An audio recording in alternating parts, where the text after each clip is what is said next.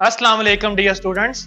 Question number 3 के second part में हमने k की वो वैल्यू फाइंड आउट करनी है जिसके लिए गिवन इक्वेशन के रूट्स के स्क्वायर का सम 6 के इक्वल हो। इसके प्रीवियस पार्ट में गिवन इक्वेशन के रूट्स के स्क्वायर का सम 2 के इक्वल रख के हमने k की वैल्यू फाइंड आउट करनी थी। इसमें फ़र्क सिर्फ ये है कि इसके रूट्स के स्क्वायर का सम 6 हमने रख के k की वैल्यू फाइंड आउट करनी है। गिवन क्वाड्रेटिक इक्वेशन है x square minus 2kx plus 2k plus 1 equals to 0। तो यहां पर भी हम सपोज करते हैं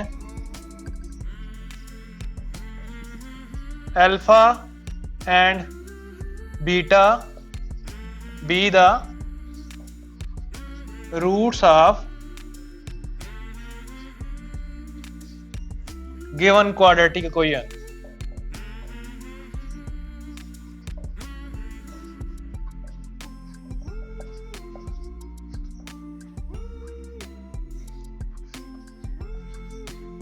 अब हम जानते हैं सम ऑफ रूट्स का फार्मूला होता है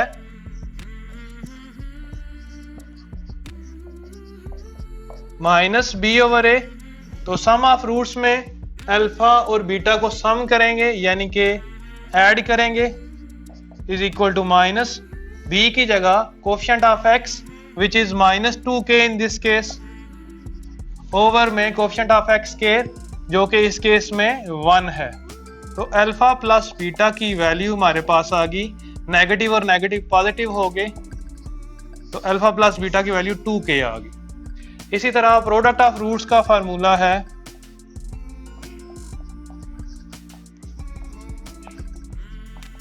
c ओवर a।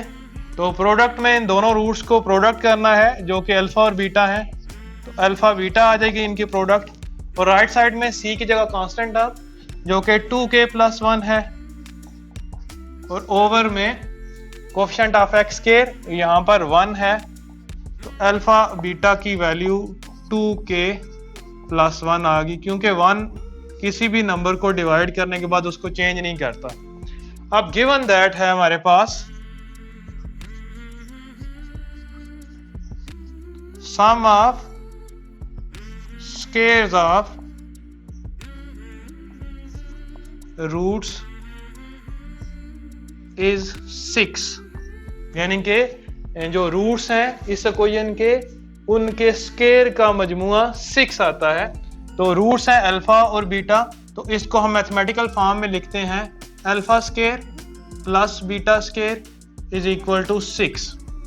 जिस तरह प्रीवियस क्वेश्चन में किया था, अल्फा का स्क्वायर है और बीटा का स्क्वायर है, इसका होल स्क्वायर तब आएगा जब हमारे पास middle term plus 2 alpha beta आएगी।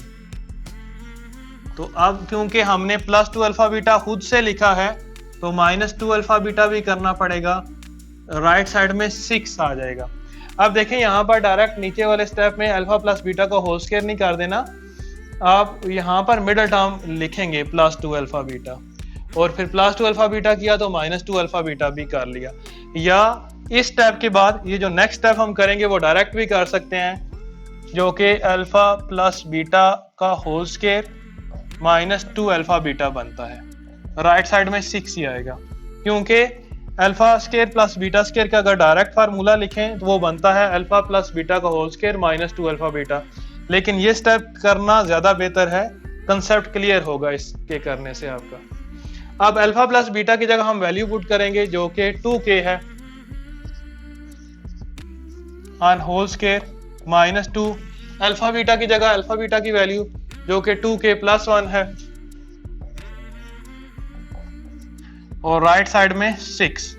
तो यहां पर स्क्वायर ओपन करते हैं, 4k स्क्वायर आ जाएगा, माइनस 2 मल्टीप्लाई होगा तो माइनस 4k, इसी तरह माइनस 2 1 से मल्टीप्लाई होके माइनस 2, और 6 इक्वालिटी के इस साइड पर आके माइनस 6 इक्वल्स टू 0।